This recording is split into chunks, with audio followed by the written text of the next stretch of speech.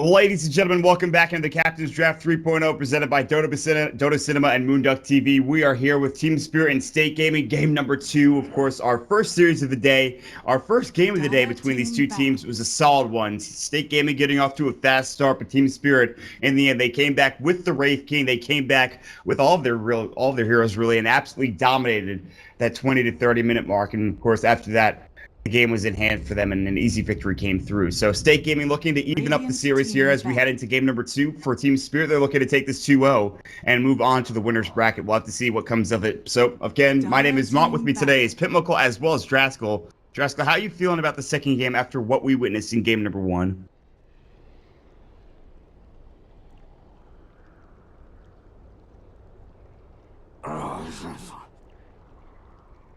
Radiant team ban.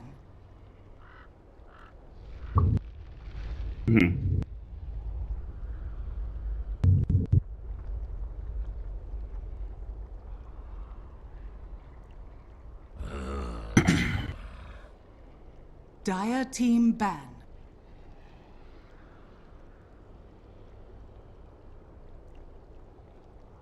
Yeah.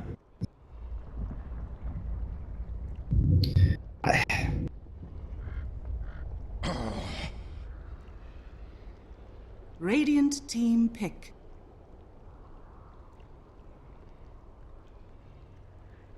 Yeah. Lena. So it'll come down to the team fight, maybe. Yeah, I mean, you go back to that last game, and that whole complexion of the game could have changed had they not dove with Era at that point after getting the Aegis. They had an advantage. They could have kept up the pressure by taking down towers and getting a bit of extra gold going their way, but that wasn't the case. And they had shut down Ramses. Maybe not at that point, but in that game, they had shut him down early on, and so it was a bit frustrating for State, probably thinking about what they had done in that game, and then losing it after, only a couple of minutes. So we'll have to see how things turn out for them. They'll pick up the Lena first for themselves. Then Team Spirit will grab up the Doom, which is not a hero that is not super uncommon now considering his changes. He still is pretty good, and we'll see what they decide to pair it up with. The Brewmaster. A lot of team fight coming out with Spirit, and I am a big fan of Brewmaster. He's starting to get a resurgence. It should be a lot of fun.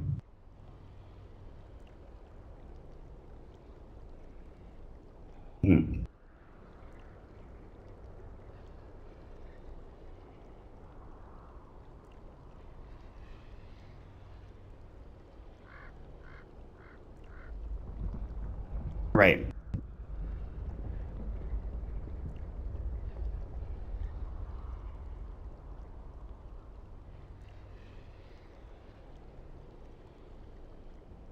Wraith King! Silencer! Dire team pick.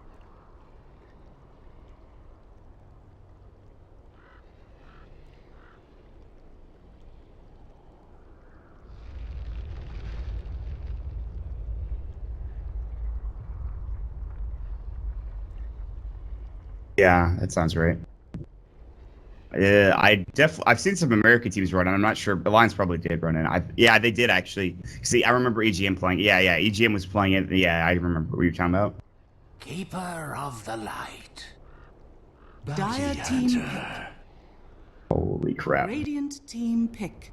You have two tanky frontliners, and then you say, okay, well, what do we draft with that? What do we decide to go for? Let's get a hero that actually accelerates our farm even further with the Bounty Hunter, and then a Keeper of the Light who just puts out waves effectively enough and recall heroes into fights. And that is a very, very strange support duo. Stake will go for the Templar Assassin and Centaur Warrunner Tier Lord. Those picks were quick.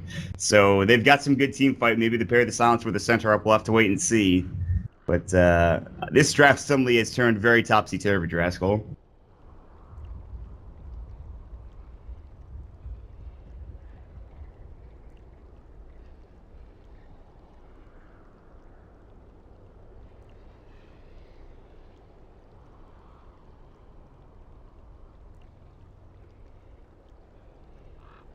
Yeah. 10 seconds remaining. Yeah, that's...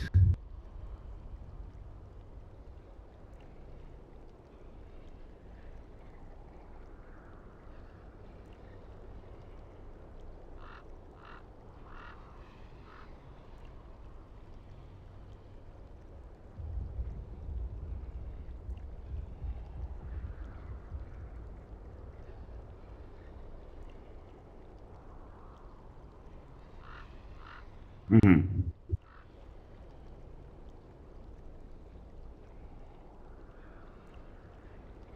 It feels like a sort of maybe not a complete reverse of the laning phase coming up for Stake last game. They certainly aren't going to have a fun time with the Templar Assassin. Viper is going to have a great time in that matchup. You might take some sideblade damage, and well, the TA can of course stack up creep camps and of course get up to his level 2 sideblades and go to work on the Ancients. But we'll see if that's actually going to be the case. They might need some help killing this Viper, and the good thing is they have some really good early team fight going the way of Team Spirit. You have Viper who can just rotate and get a mech early on, and once you have that, you can start fighting with your Brewmaster, Blink, Clap, Split. Split's going to be really good because you pop up the Cyclone on maybe the Wraith King or the TA or somebody, and then you go for somebody else like a support. So Spirit, I think they have a really, really good composition here. I'm not sure about the Keeper of the Light support, but everything else I think is pretty damn solid in my opinion. Well, the nice thing about the Keeper is that a Brewmaster with a Keeper of the Light actually has pretty decent wave clear. Like, his nuke hit's kind of hard. It's on a 13-second cooldown, but if you get level 4 Chakra, it's only 7 seconds, so you can push waves pretty easily. You should be able to zone any offlaner just because Mana Leak is incredibly strong and very underrated, I feel. But we have seen more Keeper of the Light recently, and I think that his resurgence will continue to grow. But I still think that Team Spirit, I like their draft during the mid-game, fighting into Primal Split. If you don't have the execution on Stake to get the global out and kill the Brew, or kill the Doom, before their ultimates come out, then I feel like that team fight is already just like a losing battle for you. So we'll see how much they can do with their lanes. Can they get to their key items quickly enough? I like the Wraith King pick a lot, actually, from Stake, for the same reason I liked it last game. You don't really want to Doom a Wraith King, unless you, like, know the Wraith King can't do anything else but auto-attack, I suppose. The battle begins. There are some other Doom targets, though. I feel like, like you mentioned, it comes down to Fog. Can I get that global silence stuff before Doom comes down? Otherwise, Slicks is probably dead. They're going to use the Shadow Walk with Goblack. He's going to maybe harass out Fog or Slicks. Fog just maybe looking to stack up some camps or head towards the top lane to help at that Centaur, which we talked about earlier. Goblack is looking for a Courier Snipe, maybe, but it's going to be a while before that comes in. We'll have to wait and see. And they'll drop the Sentry Ward down on the high ground, which is pretty solid for Slicks, and he goes for the level 1 side blades just to get some room. They're even going to use the last word up on Iceberg to harass him as best as possible. Yeah, I'm not sure if Goblack is going to have too many places to go in this early game. He's most likely just looking for the Courier, but he's probably not going to find it. Everyone is so used to like the Bounty Hunter roaming, going for the Courier Snipe nowadays, that it's very rare that you actually get that kill. It's not going to be easy either, because Slicks is not going to get his battle for a long time, so he'll have to wait a long time. He'll have to wait, maybe looking for some stacks. Fog's already stacking up, I believe, this camp. No, he's just going to go ahead and right-click it down and take some farm for himself. He kills one of the Satyrs. It's not bad. Let's get up to almost level 2. He's got his last word. He can use again, which he will onto the Viper. He'll get some right-clicks off. Courier coming in. Looks like it will be his salve, I think, fair to Iceberg, and it was. He's going to get silenced up. Not that that matters, really. His right-click is good without poison attack. Courier comes out, but Goblack's already down bottom. I completely forgot. He moved down there. He's looking to stop this pull for Seal Kid. So early on, just standard laning. I don't think we'll see any too big of a harass or team fight coming through for either side. Yeah, it's going to be pretty static laning phase, I feel, as well. The nice thing for Cinderin is that he can actually get some experience. Needs to be careful, though. He is going to get mana leak, but it's not going to be enough to get stunned. It's out of Mana of the Sun, though. But he will chase down always want to fly. He gets him low enough, he can just double edge, and that's a kill. So he needs to be careful himself as well. But this Brewmaster is going to get free farm. He's going to get 8 last hits, and we'll probably see a early blink tag. We have seen some games where a Brew gets free farm in the safe lane and he'll go Midas. I don't think that's going to be one of those games. I think he's going to get blink because they have really good mid-game team fight. And we'll see what happens. Also, Afterlife has a Iron Talon. He clearly is jungling at his hard camp. He's already level 3. He's got a Dark Troll Summoner with the Ensnare up as well. So I like how Team Spirit are doing right now. They're doing pretty well for themselves. And somehow Slicks is doing well. Meanwhile, top lane, they will get the kill on Cinerid coming out. The clap came through. They're going to go ahead and Chakra Magic up as well.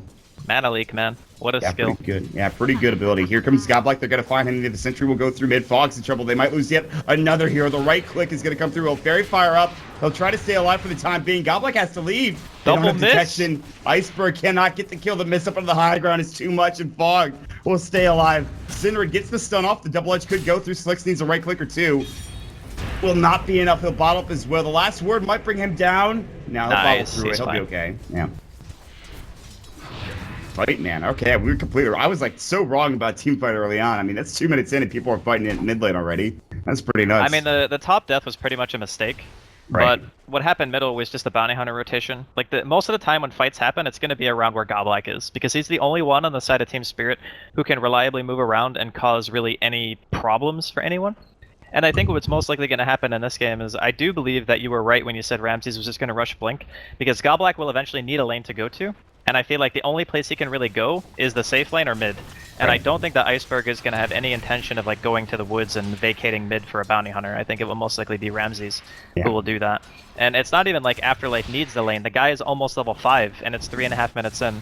Iron Talon plus Devour jungling is incredibly strong. Yeah, oh my god. I was watching a game you were playing that was with Scriff, and he was playing the low druid, and he got the Iron Talon. He got his rating super early, and that seems to be the case for all Iron Talon junglers. Yeah, like just the ability to farm is so damn good. As long as you can sustain, that's the problem. Like you need to have a hero who jungles who can actually keep himself alive without having to ferry ridiculous amounts of regen. But yeah, Lone Druid, Doom, those types of heroes do very, very well in that position. Even other heroes like Juggernaut or Legion Commander with Iron Talon. Not that I'm advocating jungling these heroes, by the way.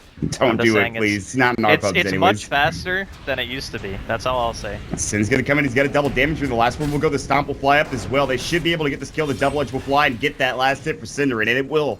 An Iceberg will fall. And meanwhile, Goblak has been spotted out. They pinged him here. There's a sentry very close to where he's standing, but he will stay alive and hold back up away. Also, Afterlife got Unholy Aura. It's not the most regen in the world, but it allows you to maybe sort of sustain. He's going to go back home, though, nonetheless, and he's already up to 1,400 gold, so it's pretty good stuff. I wonder if he goes Midas, or did he just buy boots? Like, back when Jungle Doom was a thing, people used to always just buy boots and bottle, and like go for runes and whatnot, just to keep their mana going, but okay, he does buy boots. Looks like he might just go for Midas, though, if he's holding on to 1,000 gold right now. Yeah, I'm kind of curious myself. He could go for that route, but again, we talked about the early game presence coming out from these teams. Like, obviously, Ramses is going to be getting Blink. He's very close to it. You have down bottom, always going to fly, getting up to his level 6. They'll rotate him back down towards this jungle area, towards this this hard camp. We'll go ahead and... Yeah, I'll just take the Hellbear Smash, get the Thunderclap as well. And look at where Goblak is situated. He's level 2. This is a big problem. Obviously, you don't expect a bounty hunter to be extraordinarily experienced, farmed, but at this point, he's got nothing. He's got very It's okay, few, though. but... If you think about his role in the game, it's not necessarily meant to get experience during the early stages. It's more meant to keep track of where the supports are. Right. Because if you think of it this way, sure, Goblak isn't getting anything, but Afterlife is getting a shitload. Like, even middle lane, Slicks might be going down here as well. Viper Strike. They don't have meld up on him. He's going to fall. Goblin comes in. The right click coming through.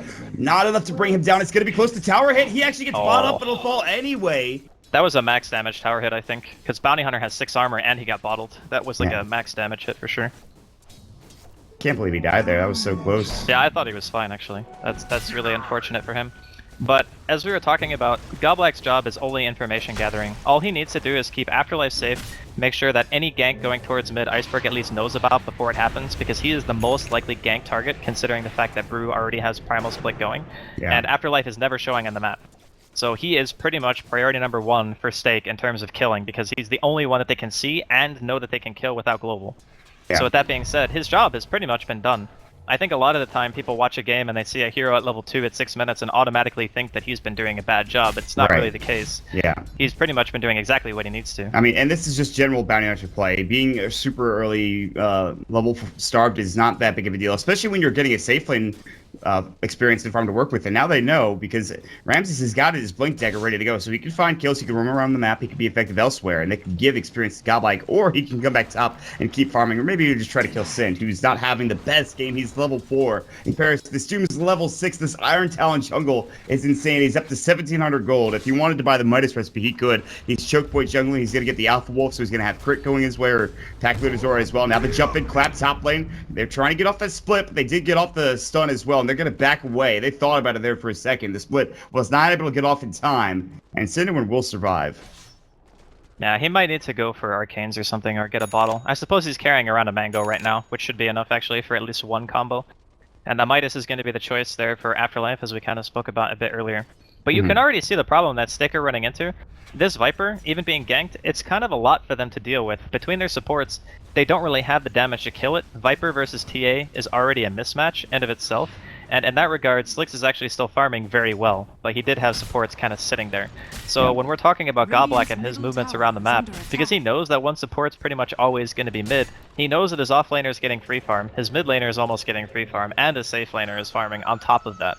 So as long as their item timing is good, then they're looking Gucci. There's the Stompson's gonna get caught out. They have Doom, but they won't even need it. Looks like the clap will come through. He does not have his ultimate. They do not have the Stampede, and now the Scorched Earth will be popped. They need a couple more right clicks. They don't want to use these abilities. The Doom will end up coming out, and there's going to be the Janana proc as well. Another right click, and that'll grab the kill as Afterlife with a Doom and tick and the Scorched Earth tick will pick up Cinderin, who is having a pretty rough game at this point. Yep. I think that Stake's laning phase, I said it during the draft, I didn't think it was as strong, but it's also very heavily dependent on what the supports of Stake do, and Fogged and Steelkid up until this point have been playing it fairly greedy. They might catch Always Wanna Fly, though. They have LSA, and they'll just barely miss the Dragon Slave, the Wraithfire Blast. He should fall here. They can rotate in a hero or two. They're going to TP in with one. Viper's going to come through. This is bad. Fog has to TP away. Steelkid will do the same, and they will both survive. There's no way he could have gotten that kill, and now Iceberg is stuck until he kills this creep, and he'll be able to finally get out. That was pretty funny play and pretty smart play. And look at this. Slicks immediately goes to work on the tier 1 tower, and now he gets some room to work with, but only until the Viper gets back with his haste rune. Yeah, it's a little bit of breathing room for Stake. And it's not like they're farming poorly on their cores, it's more a matter of, in terms of overall map efficiency, Team Spirit are coming out ahead, and that's just reflected in the golden experience. And again, that's with a hero who is level 2 at 6 minutes. Now he's level 5 with Arcanes. He's almost completely recovered from his early game kind of scouting that he was doing. And at this point, the closer he gets to 6, and the teamfight potential of Team Spirit comes online, the scarier it's going to be. And I think that Stake realized this, and they want to try to take at least one team fight before track becomes available, as they smoked up 3 here. They're going to maybe look for that top lane. We'll see where they're going to be headed. Fog will lead the way, interestingly enough. He's got his Global Silence ready, so he's level 6. They're about to run into Afterlife, and he's low in HP. Fog's smoke has not dissipated. It was close to doing so. They're going to walk up. Goblak's going to walk through. They need detection. They're going to jump in instead on the Viper. Iceberg's going to get caught. There's the Dragon Slave. LSA will fly as well. Does he have stick charges? He does. He can't get them off, however. And Stake will find a kill as Goblak's a little bit too late to the party. Nice gank there. Can they get anything else on top of this, like the tier 1 tower is the question. They should get some decent damage here. And that's just, again, showcasing the power of Stake when they have their ultimates available. They didn't even have to drop global on that. Just imagine how much stronger it's going to be when there's no rebuttal coming out from Team Spirit. It doesn't matter if there's 5 heroes there. They pop a Centaur ult, they pop a global, you get a couple of stuns onto one hero, that hero should die pretty much every single time. And that was also without Steelkid even having Laguna Blade available. He's 23 experience away from 6, he gets that, their potential for killing that hero becomes like almost 100%. It's very hard to fail that gank. So with that being said, they can kill the Brew, they can kill the Viper, they can kill the Doom, all great targets. Heck, they could even go for Bounty if they don't want to worry about track, but I think that's probably the least likely target that they would want to get. It all comes down to lockdown, right? Because obviously the Brew can split, the Doom can Doom and maybe scorch himself away. So if you get a good stun off, whether with the Wraithfire Blast or otherwise, the Blink also coming out for Cinderin will give them even more chance for success on some of these ganks. And he's recovered nicely. He's got his level 7 now. They've given him safe lane farm after roaming coming out from State Gaming. They pick up the Midas now coming for the Wraith King as well. So obviously, State Gaming are a little bit behind, but look how much they've recovered. The gold graph was 2,000 in favor of Spirit, and now it's even. It's 0 at this point, Traskel. Dear Lord. Yeah, it's their teamfight potential that's the scariest thing. The way that Team Spirit have to play this is they can group up and try to take fights, and they want to try to bait out an ultimate. Like, they want to try to bait a global, they want to bait a Centaur ulti. If they go for a hero pickoff and they use a global or a Centaur ulti for it, I think that Team Spirit are actually okay with that, as long as they're not also losing towers in the process. And in that regard, they're just going for a trade right now. I think this is also fine. Fighting into the full 5 versus 5 of Stake seems a little bit scary, at least right now. And it's only going to get worse, actually, think about it, just because the Blink Dagger coming up on Cinderin, like you already mentioned, is going to make it a lot more potent. And unlike a lot of other Blink initiators, Centaur has the added benefit of Stampede, making it so your team can always follow up your stun. That's the really nice thing about it. Meanwhile, Spirit go for a cheeky play. They will go for Roshan. It'll take some time, but they will be able to get this and the Aegis. Classic tier 1 tower top for Roshan trade on the dire side. Well, they also got the tier 1 themselves, so it's actually just better for Spirit if they get Roshan and the tier 1 trade. And clearly Stake, either obviously there's a good chance they don't know about this, and even if they did, I'm not sure if they would want to fight. They have really good team fight, but Sin does not quite have that Blink Dagger yet. It's close, but no cigar, and so they'll take the Aegis. They'll pick it up for the Viper, which makes him pretty damn strong. He's going to try to get to his next item, whether that's a mech or something else remains to be seen. He's got his bottle up, and he's got his kilo as well. There's the blink now coming out for Cinderin. And so maybe Stake decide, okay, we can fight here, but we'd have to fight in the Aegis. Might want to just back up and farm. We'll wait and see what Stake wants to do up against Spirit. I think they want to wait for at least Slicks to finish his Deso, because he's kind of closing in on it right now. And I think that once he gets that going, they actually have like insane damage output, and they can blow somebody up before they're able to do much of anything. I think it's even so bad to the point where Ramses is contemplating going first item BKB after Blink. That's not great. Era. They're going to jump in. Clap's going to go. Era's going to get caught. They're going to use these, Primal Split, and Era's going to get blindly lighted back, and Era's in a lot of trouble here. He's going to die one way or the other. Yes, that'll be his reincarnation. But, I think. Yeah, he's just going to die twice. Global's going to come out. Maybe not. Nice. He's running away. The Stampede comes through as well. Blink is up and ready to go, and they're going to find him still. He's going to try to TP out. Can they stop this with the Infernal Blade? It's the Doom instead that gets it done. And Era, he wastes a lot of the ultimates coming out for Team Spirit, but they still get a huge kill. He was second highest in net worth, and now Team Spirit will get all that money going their way. It might be a tier 1 too. They brought everybody up here. I think they just want to kill the tower on top of the 2 ultimates being expended. So this is like the worst case scenario, right? You lose your core, you pop both ultimates. We talked about baiting them out. That's pretty much what they did. Is it worth using those ultimates to save your Wraith King? I don't even think it is, because he TPs away, maybe he lives, you still lose your tower. Like, that's not even a trade, you're just flat out losing. So I'm not sure why they decided to use the ultimates in the first place. And Era should not have been up in that position either. I don't think. He just goes down right near that tier 2 tower. I think he was assuming his team was a bit closer, and maybe wasn't expecting quite as big of a commitment as Team Spirit threw at him. But either way, it looks like Stake are going to be trying to trade in the meantime, just going down bottom lane, poking at the tier 1. But with those ultimates, I think they actually just keep going. I don't think Team Spirit have a reason to back. No. The Reincarnation's down forever, Stampede's down for 20, Global's down for a minute, so... They will come in and TP in. They may be thinking about fighting this. Era can come through with the Wraith Fire Blast. They don't have Doom for another 55. Viper Strike is back up. Stun onto 2 from Cinderin. There's going to be the Viper Strike coming in as well. Dragon Slave will fly through. Meanwhile, Ramses is caught out. We look at that Wraith Fire Blast coming. The Laguna Blade. They'll take him down, but they've lost 2 already. And Sake now getting run over. The Viper, too damn strong. They have track up Slicks. He can't afford to die. It looks like he will. The Desolator's just not doing enough. And suddenly, this turns bad. Team Spirit have grabbed 3 kills. And they've only lost the Brewmaster. Dear Lord. I don't know why they wanted to fight that. Like, why did they want to fight?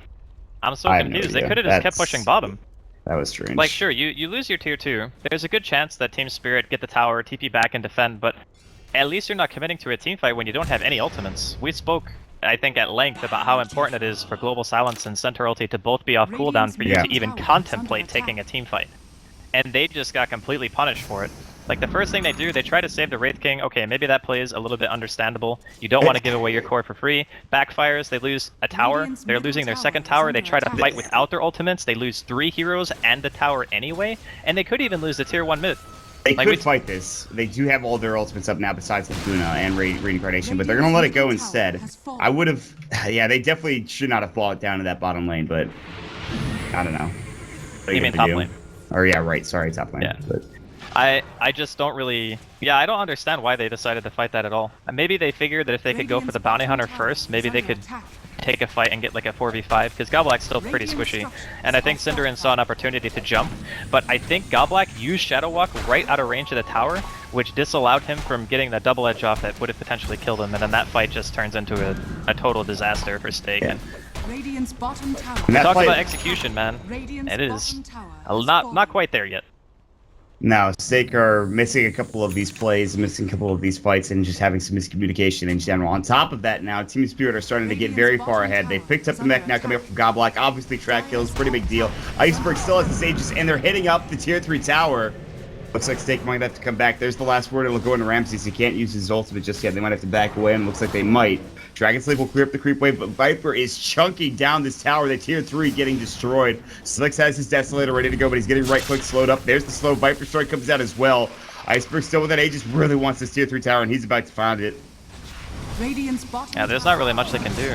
Oh, they might try to jump in. There's going to be the stomp onto 1. Afterlife getting blown up. They do get the usage of that mech off, but he's dead nonetheless. Now Slick's getting chased down. Iceberg going to work. Slicks, he has his mel. He might have to use it, but he's not even tracked up anymore, so he could stay alive. LSA flies through, but here's Ramses. Split will come out. Mel will come through, and he will stay alive underneath his tier 4 tower. But look how much space this is making over at the ranged melee racks down bottom. They get the Doom off for Cinderin, and Stake are corralled back into the base. You can see it. They're going for this melee racks. Era will jump in, trying to find Afterlife. The Dragon Slave will come through as well. There's going to be the track up. He's dead for only 2 seconds as he respawns after the reincarnation. Ramsey's in trouble. He's off the split now. They'll take the melee racks down bottom. They'll lose Ramsey's, but look at Iceberg go to work. Now there's a double stun coming out from Cinderin. He's got double edge ready to go. Side trap will fly through. Slick's trying to do whatever he can. Iceberg about to go down. They lose Goblik. Viper strike. It's a triple kill coming out from Fog, but look how much they lost. Almost their full set of racks bottom lane. Draskell is now gone. Yeah. I mean, they still come out very far ahead in terms of experience and gold, even with track, and the experience change for Team Spirit apparently nothing, because I think the Viper actually died before TA died, right? Yes. I think that's well, what I don't ended think up the TA happening. died. Oh, yeah, you're right. Yeah, I think he died first, so there was no experience exchange, but I think Team Spirit will still probably be happy with that. The Doom didn't die back, which is really important. Like, Afterlife bought out, got summoned down by the Keeper of the Light, and they just kept pushing in. They wanted to make sure they dealt the maximum amount of damage that they could during that time. But even in this situation, and with the mistakes that Stake have made this game, they still showed the strength of their lineup. Like the Global Silence, the initiation with the Centaur, killing the Doom, probably the tankiest hero on the team, I would imagine. Through Yeah, the mech as well, by 1600 the health. way. Through the mech. Yeah. With the mech, he still dies. Like, that just goes to show how strong it is for Stake to be able to have their ultimates up, and why I was so confused as to why they would ever want to fight when they're not off cooldown and you're going into a 5 versus 5. But at the end of the day, they only lose 1 Rax. It's not super bad. I think Era will probably go back for a Maelstrom, similar to the build that we saw Ramses do in Game 1 on Spirit, and that will help him keep that lane pushed. And Wraith King can defend against even Megas just due to the fact that he has Vampiric Aura. So the damage is done, but it's not over yet. And what are the chances of Stake coming back into this? I mean, do they have good late gaming? I think they do in comparison. Obviously, Brewmaster. Yeah, they can. They definitely can. The TA is going to need BKB, which is a little bit annoying for him, but he could also opt to go for Blink if he wants to combo play off the Centaur initiation and the Silencer. That is also a good choice, because that way you know that even if you don't have BKB, you're still getting that hero kill before the Silence wears off, just because, like, level 4 meld, Blink, Deso with the Centaur stun and whatnot, it should be a kill, like, most of the time. I think he's got to buy the Blink right here. Yeah, he Yep, probably there it will. is. Yep. So that's going to be the item he's going to go for. You know what I think about that last fight, by the way, is I feel like that Aegis did a lot of work for Iceberg. If they didn't have that Aegis, that fight is just not as good. Like, that's a huge Aegis pickup for them. That's a huge Roche for Team Spirit. And I think maybe Stake doesn't allow that, or they shouldn't allow that again, I don't think. But it's just the experience, right? Like, if you watch the replay of this game, there were a couple of really big mistakes that Stake made in the early game. Like the first one, actually, wait, we might have to hold that thought. Oh, he Manta didn't almost Manta dodged it. That was going to be beautiful, but the Wraithfire Blast comes out. They get the Dragon Slave. Boy, do they blow him up. Sure, you got your magic resistance, but damn, did you die quickly. Fog will be on a dominating spree now. Meanwhile, oh no, never mind. Just go ahead. Sorry. No, that's okay. I was going to mention, they didn't block the large camp in the jungle. They didn't send any supports over there to even contest Afterlife during the early game. You mean this one, right? Yeah, the one in the off lane. So they didn't do anything to that camp at all, which means that Afterlife gets free farm. If you have the support just kind of trying to follow him around a little bit and just be a nuisance, at least it slows his farm a tiny bit.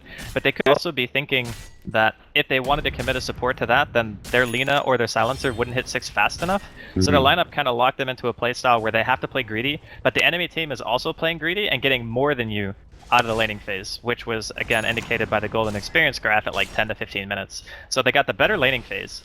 Stake made a couple of really huge mistakes when they were fighting top 2 times in a row, using their ultimates to try to save the Wraith King, which didn't work, lost a tower, fought again without ultimates, lost that fight, which resulted in not only Roshan, but them losing their bottom racks as well. So I feel like Stake continually draft good lineups. Like, you can clearly see that what they're drafting is good. It's just that they just make these really bizarre decisions, and it ends up hurting them so much. Yeah, they've got to tighten up. I think that's definitely a fair statement. And can you imagine if they fought that top lane when they had their ultimate? If they didn't use their ultimates to save the Wraith King, if they just leave him to die, he respawns, they're at the tier 2 tower, and they fight at that, you could argue that T-Spirit aren't going to take that fight because they know their ultimates are up. Could you imagine if they took that fight in that situation? I think if they hadn't used ultimates, Team Spirit would have not even pushed. I think they would have just backed, because it would have been too scary to fight. and not knowing it. I think at that point, did the Centaur have Blink or not? I think he was very close. He did have it. Okay, so if they knew that he had Blink, then they probably just would have backed and been like, okay, we get the tier 1, we're fine with that. And then they just go back to farming, which is still more space than they had anyway. And when they were making that tier 1 trade is when they got Roshan, actually, right? When they were pushing the tier 1 bottom and the tier 1 top. Yep. So, yeah, Team Spirit just outmaneuvering. Obviously, a more experienced team. Stake has not been together for too long. Spirit has been playing Dota for a long time. Some of these players have, and of course, together as well. We know what they're capable of, getting to the Shanghai majors through the qualifiers, which is a pretty impressive play for them. Everybody's sitting around bottom looking for that Roche respawn, maybe a couple at the secret shop over towards that top area, and Iceberg's going to go ahead and do some ancients. Goblak is just getting visioned so heavily. He's done a great job. He will not track up because that would maybe alert them to his presence. A gem could come out here for Stake pretty soon. They might need one. What they really need is to make sure that this Roche is not taken by Team Spirit. They have all of their abilities back up, including reincarnation, global silence, everything. If they get a good global silence off, maybe it can take down Ramses before getting off that primal swift, but he's got the BKB. That's the biggest issue. And Stake will smoke up. They're going to wrap around. They've drawn the line of what they want to do. Afterlife's got his BKB as well on 4 gold. If they get their BKBs before this fight starts, Stake are going to get crushed.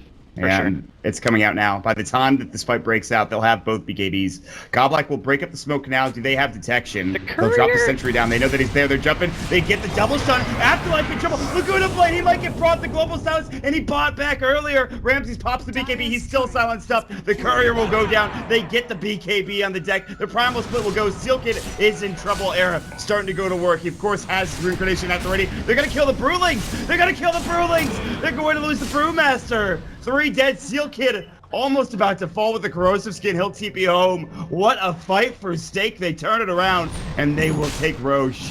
Wow. That timing was actually perfect. You could not have asked for a better point to start that team fight. They get the Doom before the BKB's on him. They kill him. They kill the Courier. They kill 3 heroes. They get Roche. That is, again, the power of their team fight. It's not something that you can easily contest in any situation. And being showcased right there, like the global comes out, 5 seconds. You can't do anything. Like, even with the Brewmaster popping the BKB and then using Split, it's starting to become very obvious that Ramsey's impact in this game is beginning to dwindle.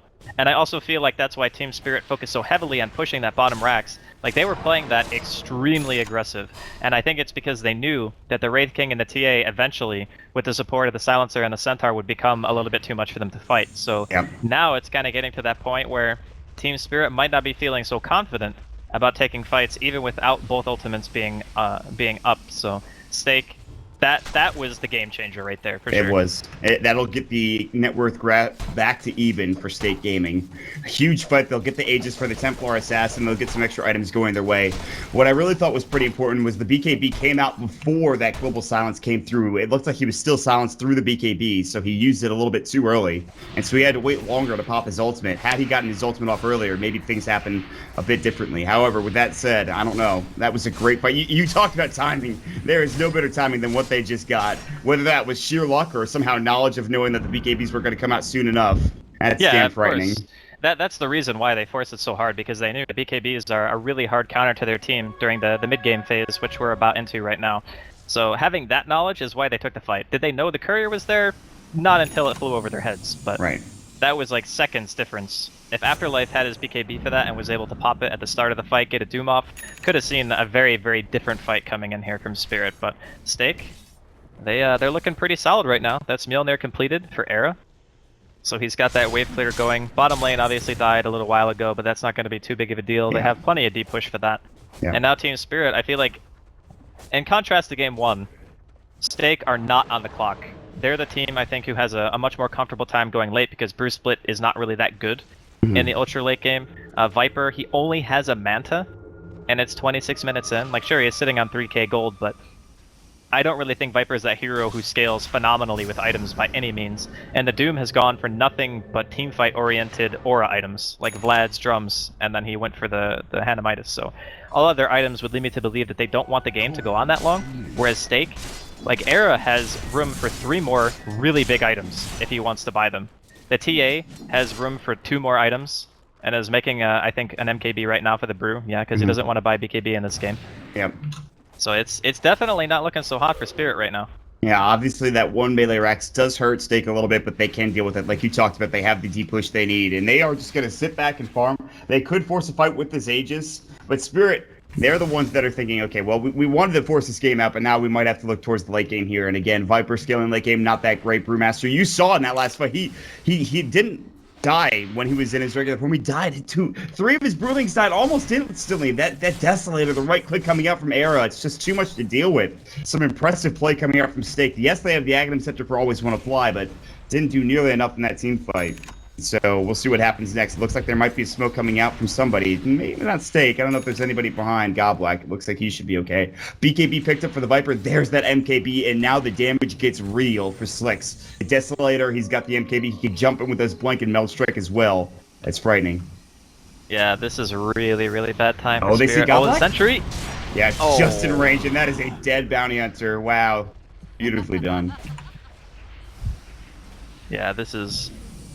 I gotta say, dude, this is looking like a game 3 to me. I didn't look that way for a period of time, but it looks like they're going to try to force this. They jump in, air, Wraith Fire Blast. They are going to kill, always want to fly almost instantly. BKB, Iceberg going to try to get out. They have a lot of right click, but not enough. That is a 10-second BKB charged, force down for a TP out, and a tier 2 lost.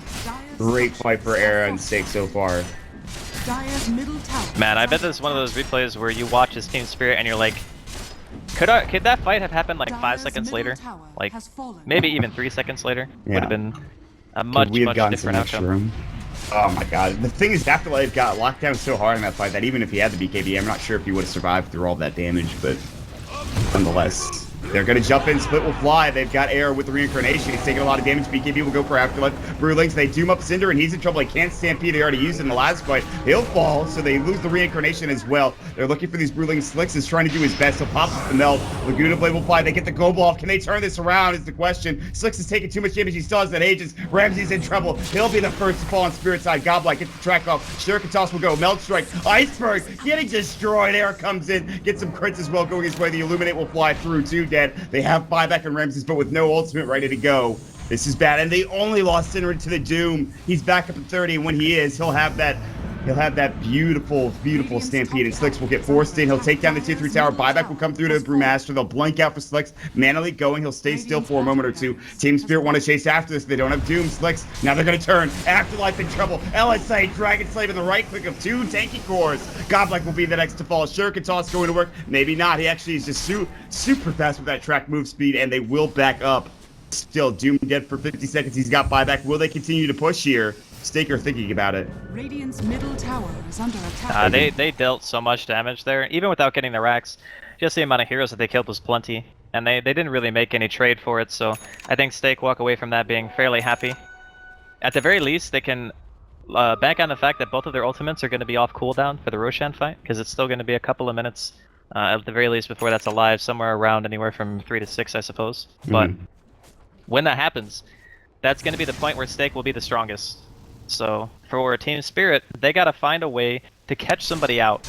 Like, they had Blink BKB on the Doom, which means that they now have some form of initiation, which they desperately needed. But the biggest problem right now is Iceberg's itemization. Like, he had to buy BKB and Manta. Like, those are not 2 items that you often want to see on a hero like Viper, who doesn't really deal a whole lot of damage in the first place. Right. So this hero's usefulness has been falling off pretty drastically. Goblak, he's not level 11 yet, so they don't have level 2 track. They desperately need the gold from every single kill they can get, so that's also not like the greatest thing for them right now. And even though you have a Coddle with a lot of farm, Stake just don't really care about the deep push potential. Like the Wraith King and the TA. TA is one of the best heroes at dealing with Coddle just because of the fact that Refraction stops every single blast. And if you want to go back for Manta or BKB, either of those items just prevents the Coddle from ever doing anything to you. And even outside of that, you already have MKB, so even the Blinding Light's not as good. I mean, hell, they kill him so quickly. You saw in that last team fight, they just jump behind enemy lines, throw out a stun, and then right-click him down within 2 seconds. He's dead, pretty much. So yeah. These heroes, these support heroes, you saw also Goblak get destroyed on that Bounty Hunter as well. So the support heroes are really having a tough time. What you talked about itemization for the Viper. What would you build just to get damage? MKB, perhaps? What would you go for on that hero right now? MKB is very common. He also might want to go for an Aghanim just for the kiting for the team fight. Okay, here we go. Clap's gonna go. They're gonna get off the global silence, but it's too late as the Earth Spirit is now up. The Brewlings are going to work an arrow. He's out of mana. Slicks is doomed up. He doesn't have that Aegis, and Slicks will fall. These BKBs now going to work. They're gonna lose Era as well, and on top of that, Fog will go down. finally a good fight going Spirit's way, and it looks like Stake might have to buy back. They'll even lose 4 heroes as Lena falls in the other side. The only survivor That's a lot of gold. Cinderin. That is a lot of gold, and now an opening to maybe take down a tier 3 tower, Draskell. That was 8,000 gold. Dear God. Holy okay. crap. Or sorry, that's 8,000 experience. 5,000 gold exchange. Yeah. Though, I mean, the total 6,000 difference is actually. like, 6,000-7,000 almost. They're going to lose this Drax unless they buy back. They have to at this point. There are no real big ultimates for them anymore. And meanwhile, Team Spirit, they've used all of them, but they don't seem to mind. They'll have to back up now. They should. Maybe they lose this tier 3 tower, but no buyback coming in just yet. Cinderin's going to get caught. There's the Infernal Blade. BKB for Iceberg going to work. He's in trouble. He's going to get forced back. There's the Shuriken toss. They'll take the tier 3 tower. The drum charge will be popped. They want this Rax. Air will jump in. This is troublesome. He's low, but he does have reincarnation. He's got to be careful. He's not doing anything with his first life. Sin will jump into the Iceberg. They'll jump back in with Slicks. He'll pop the right-click damage, and Ramsey's low, but not dead yet. Iceberg going to get caught. It looks like he'll pop the Mantis. They can't afford to lose Air again. He has to back away. And now this Rax is still in trouble. The Coddle Heal keeping him up fighting fit for now. Team Spirit want to keep going. They want this Rax. State Gaming were in a good spot, but now if they lose this Rax, this is a huge problem for them, and it looks like they're about to. This Melee Rax mid is about to fall, and it will. Afterlife will grab the last hit. Will they back away? The answer is yes. They're going to smoke out maybe the fake back. Slicks chases them down. They ping him out. And that will be the end of the engagement for now. What a fight for Spirit, those BKBs. If they're the ones to initiate, are they happy?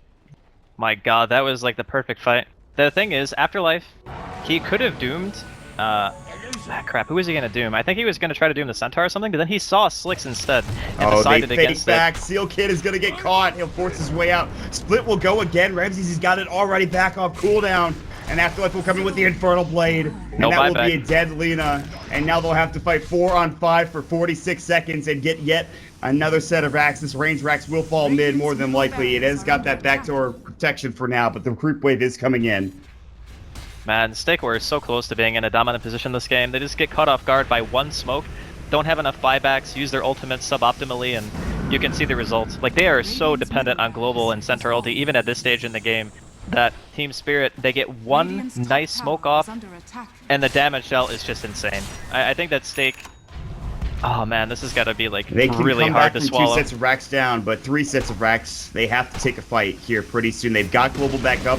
They've got their hero back up in 6 seconds. They're going to try to find somebody. The drum charge will be popped. The T-Spirit are going to sit on the high ground. Now the BKBs will go. Viper pops his. They pop the Viper Strike as well. Go into this Rax. Now the Doom about to go. Can't get it off. The Blink comes down. Slicks has to avoid it. The Metal will come through. There's the Global Silence now coming out as well. They will have to back, but Iceberg wants this Melee Rax. He's about to find it. Stop will miss. He's too fast. He's too speedy. Melee Rax top lane will go. They do get that Doom off on Slicks now. What can they do? Air is going on his own. They get the Laguna Blade off, but always want to fly. Will stay alive, and they'll lose again. That Lena. Air will fall again for the first time as his reincarnation is going. Meanwhile, the Brewling still going to work, zoning everybody out with the cycle. You can see Cinderin is up in the air. They're going to go to work. This is going to be Megas here in a moment unless they can do something about it. The double edge, the heal from the Coddle is insane. And Iceberg is back fighting fit. He may lose his life, but they've already taken the Rax, and he won't even die. The Coddle heal again goes to work, and Stake will lose Mega Creeps. Six will come in and they'll get the Melt Strike. They finally will take him down, but at this point, with all of their Raxes gone, it is going to be almost impossible for Stake Gaming. They had this game. They had the advantage going their way. And all of a sudden, it's gone back down in Team Spirit's favor. And boy, did they do it in stylizing fashion. Dear Lord. That smoke gank was just completely unanticipated. Like, they did not expect to be fought at that stage because, like, the Aegis was still a little bit too far away to warrant smoking for. I think it was still like 4 or 5 minutes before Roshan was going to be up. And then they just go straight in, right? So that timing was very hard to predict, and I think that's what gave them the edge. They find every single target they want to. The Doom target was perfect. At that point, Slicks is pretty much already dead to rights as soon as he gets doomed. We talked about that a little bit earlier. And even with the Global, it just doesn't matter. There's the Shiva's Guard, BKB, and Lotus Orb is popped. He has to use some of his items to just get out of dodge, but Era taking a lot of damage just from the Shivas and the Illuminate Blast. They're going to try to go to work on Roche. This is their last chance here.